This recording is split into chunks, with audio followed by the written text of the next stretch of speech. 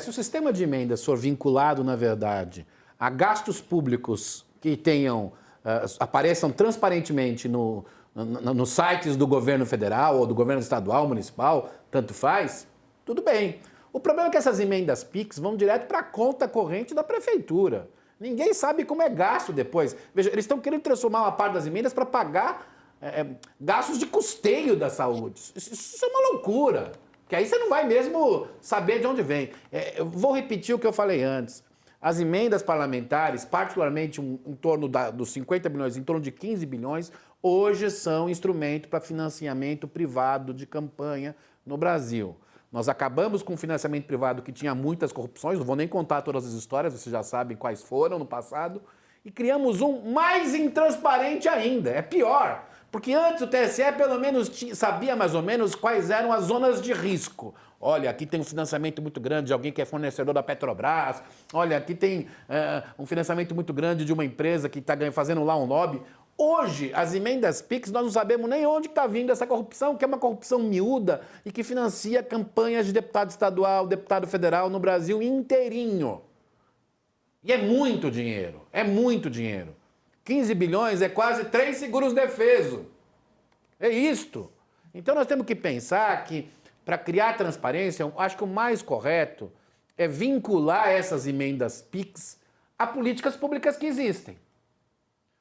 Se os deputados estão insatisfeitos com as políticas públicas que existem, e é o direito legítimo deles estarem, que mudem as políticas públicas. Mas o dinheiro tem que estar lá, no orçamento, na política pública. Estou gastando para construir uma creche, que é a política tal.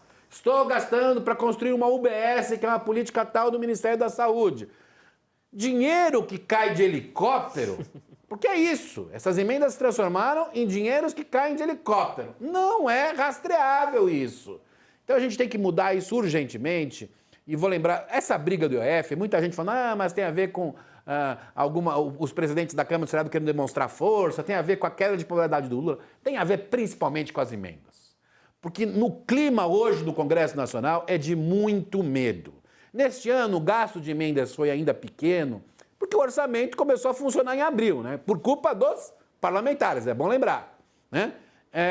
Mas com essa constante ameaça do Supremo e com denúncias, Fabíola, o que foi aconteceu agora que o Josias contou na Bahia, isso vai explodir até o ano que vem. Isso vai explodir, vai aparecer em um monte de lugar. E com isso, os deputados e senadores, ou pelo menos uma parte dos deputados e senadores, não vou dizer que são todos, mas uma parte, está morrendo de medo do que vai acontecer com as emendas. Então, ontem, ao pressionar o governo, está dizendo assim, resguardem nossas emendas. Isso digamos, é o fio do bigode que garante o acordo hoje com o Congresso, entre o Congresso e o Executivo. Só que isso não vai sustentar até a eleição.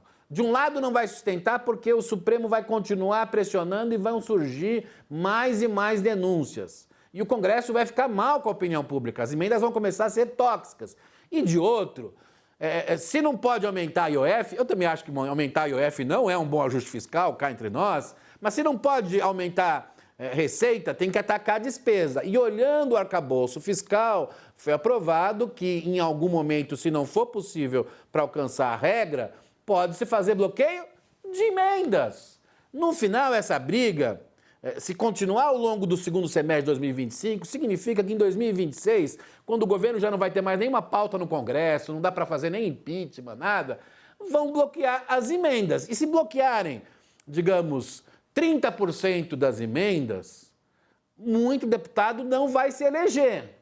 Então, assim, é preciso pensar que o que está no centro do conflito hoje do Executivo e do Legislativo não é nenhuma grande questão ideológica, não é simplesmente porque os partidos agora já têm um candidato contra o Lula, que nada, estão falando com vários candidatos, estão testando várias coisas. Né? E se o Lula crescer, digamos, em pesquisas, alguns até mudam de lado, é assim no Brasil. O que está em jogo nessa disputa do IOF é que os parlamentares estão com medo do destino, do futuro das emendas parlamentares no Brasil. É isso que está em jogo. As emendas parlamentares em si são legítimas, fazem parte da lei, o Congresso aprovou, mas elas têm que seguir o conjunto das regras constitucionais. Uma coisa básica é que elas sejam rastreáveis.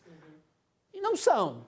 Se não forem rastreáveis, ou o Supremo ou se o Congresso ficar nesse cabo de guerra com o governo, o Ministério da Fazenda no ano que vem vai bloquear essas emendas.